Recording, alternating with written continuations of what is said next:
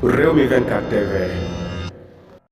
waaw mbokk yi yéen a ko gis noonu foofu ca Mbour la li xew ci diggante sëriñ daara yi ak président Macky Sall mi nga xamante ne rek moo leen woolu woon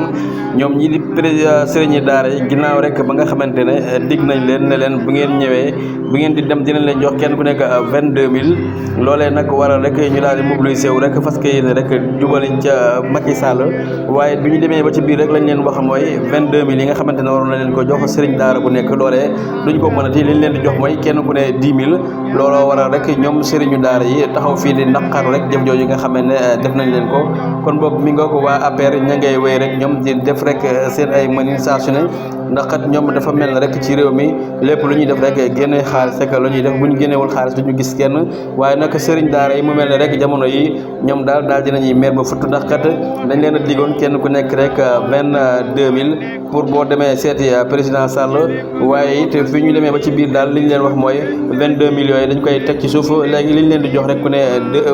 10 000 francs lay doon loolee waral ngeen gis sëriñu daara yi yëpp daal ña nga mer ba futt di wax ne rek kon dem boobu ñu mujjee ñu waxoon ne dañ koy dem ci Macky Sall loolee du mujjee am mu doon loo xamante ne xoromu na ba reetaanlu loolu daal ay kilifa yu mag a mag rek nii leen nga leen dajale rek mel na rek kuy jënd xaru tabaski ngeen baal ma ci kàddu yi waaye li daal rafetul ci askanu Sénégal ndax kat dañu jàpp ne Sénégal ñun ñëpp rek ñoo ko bokk waaye rek warul doon rek benn parti boo xamante ne dafay rek jënd ay nit di leen dajale saa su ne rek askan bi di nekk ci toroxtaange gu metti kon loolu daal la sëriñu daal di daj foofee ca Mbuur